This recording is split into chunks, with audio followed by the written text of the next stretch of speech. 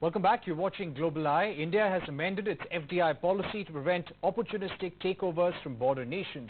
India has put a ban on FDI from border countries, including China, via the automatic route and will be screening these investments. The move drew a sharp reaction from China, which called the policy discriminatory.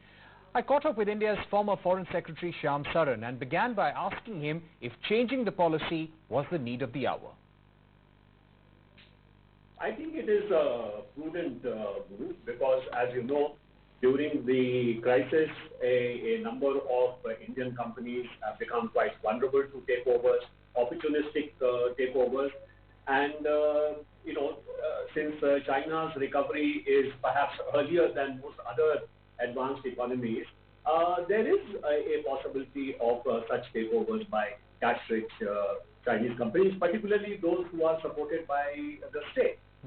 So in that sense, it is a prudent move.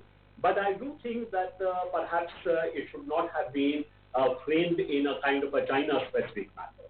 Okay. It could have perhaps framed as a more general directive.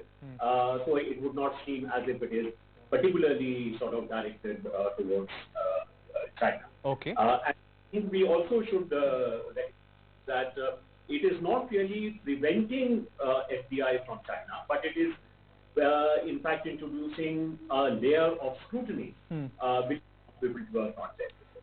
So you made that point that we should not have made it seem China-specific, but do you feel that it's important to look at opportunistic takeovers from China but not from other countries?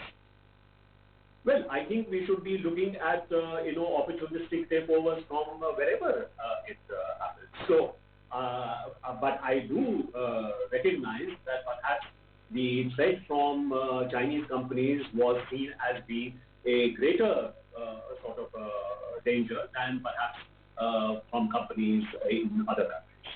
Okay. What do you feel will be the impact on the world, considering there are other nations also who have put in place measures to protect their economies right now, protect themselves from opportunistic takeovers? Do you think that Chinese companies would be on a buying spree right now in Southeast Asia, in Europe and other nations? I suspect that it would be far more difficult to do this in the advanced economies.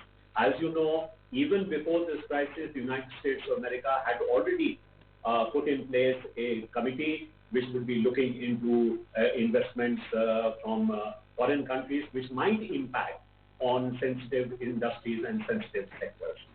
More recently, we see this happening also in Western Europe, France or Germany and some of the other countries. But I think perhaps there will be opportunities for China in some of the Southeast Asian countries, as you mentioned, maybe in Africa, maybe in Latin America. Perhaps in those countries, the kind of regulatory regimes are not as robust as they may have been in the United States or in Western Europe. Okay. Recently, we saw a move by the People's Bank of China raising its stake in HDFC Bank from 0.8% to 1.01%. Do you think that was a point of concern, sir? Well, it should not have been, because it is very different from FDI, which is really the target of the Press Note 3, which has been issued by the Department of Investment Promotion and Internal Trade. The HDFC case is of foreign portfolio interest, which is very different. And as far as FDI is concerned, there is already a fairly well-established regulatory regime which prevents foreign companies from acquiring large holdings in Indian companies. Do you feel that there will be retaliation from China as a result of this move by the Indian government? The embassy has already urged India to revise these discriminatory guidelines. So, first of all, as I mentioned earlier, that this is not a ban on foreign investment from China or from any other country. It only introduces a layer of scrutiny as far as such proposals are concerned. So that is point number one. Secondly, yes, there may be a possibility of China threatening retaliation, because it does have a foreign investment law which has not yet been made operational, where there is a clause which allows China to adopt reciprocal retaliatory measures if there is a discriminatory treatment of Chinese investment. So this is also the reason why I said that perhaps it might have been better to avoid a China-specific measure. But I think as it is framed today, there is really no reason why there should be any kind of retaliation from China. Okay, but do you feel after the COVID-19 pandemic, and it will be a long time before we overcome it, do you think the world will turn cautious towards investments from China now? Oh, that is already happening. You may have heard that the Japanese government, for example, has put forward something like $2.2 billion to assist Japanese companies for onshoring some of their units back to Japan or relocating them in Southeast Asia. We see a similar kind of move both in the United States of America as well as in Western Europe. So that relocation of global supply chains where China has been very dominant, or trying to place those supply chains closer home, this is a trend which is now something which will outlast COVID-19. Right. Chinese investments cumulatively would be more than 8 billion. 18 out of India's 23 unicorns are backed by Chinese investors. Going forward, at a time when the economic state is depressed, do you feel there will be an impact on Indian startups, Indian companies who have been dependent on Chinese investments? I would imagine that, after this crisis, there will be a greater sense of caution in terms of what kind of a position China acquires, particularly in sensitive sectors like the digital space or the pharma sector.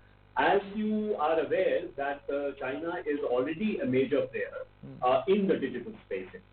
For example, Alibaba is very active in supporting, say, Paytm, or you have Tencent, which is one of the major investors in Ola.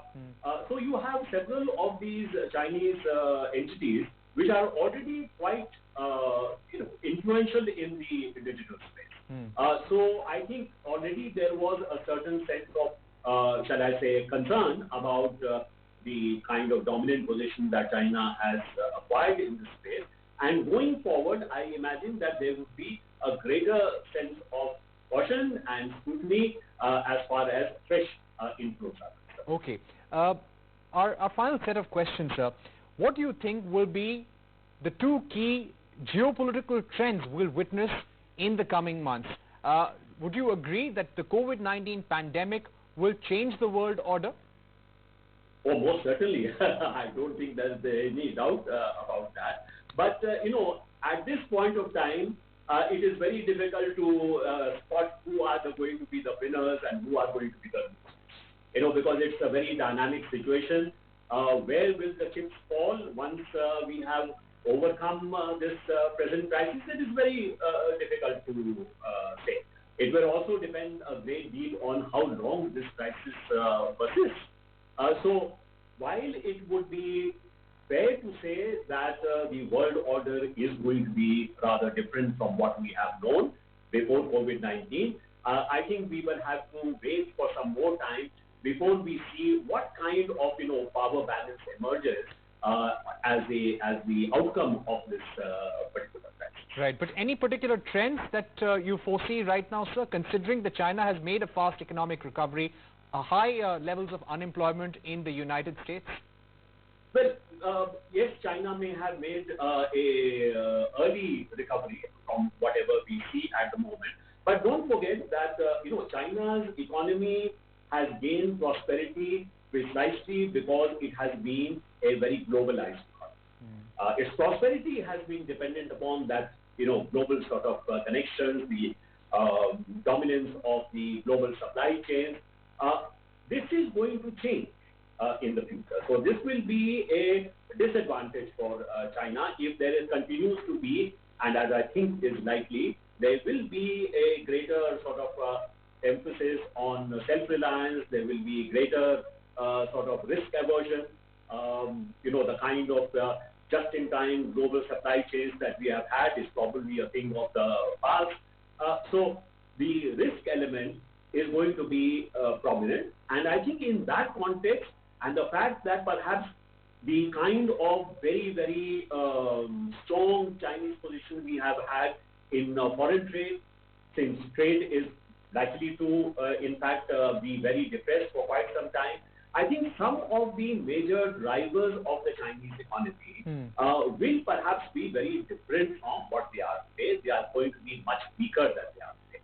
So I think the jury is still out, because even if there is recovery, there must be consumers for the products which China makes. That's right. If around the world, if incomes are going to be depressed, if demand is going to be depressed, then where is China going to sell? So in this kind of an interconnected world, where China's interconnection is perhaps more dense than other countries, say for example India, I think the jury is still out. With that, it's a wrap on this edition of Global Eye. Many thanks for watching. Stay tuned to CNBC TV 18 for more news and updates.